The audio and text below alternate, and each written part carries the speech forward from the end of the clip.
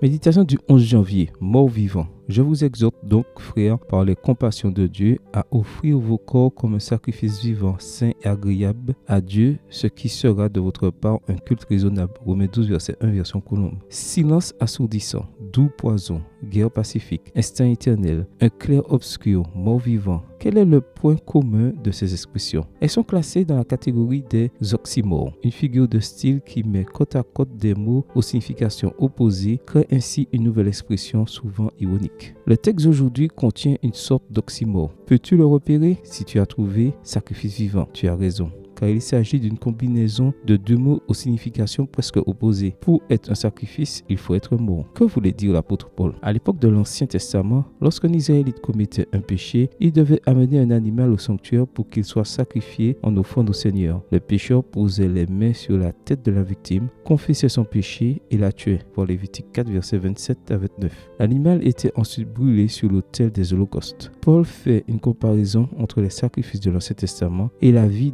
d'un disciple de Jésus.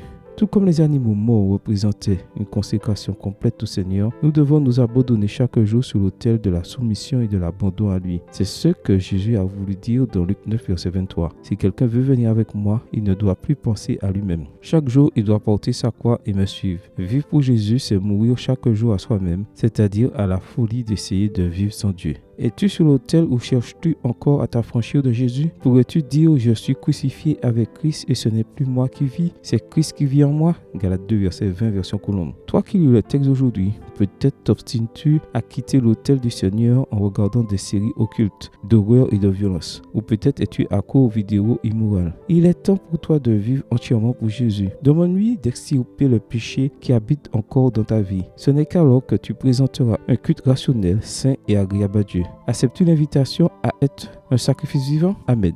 Bonne journée à toi et que le Seigneur te bénisse.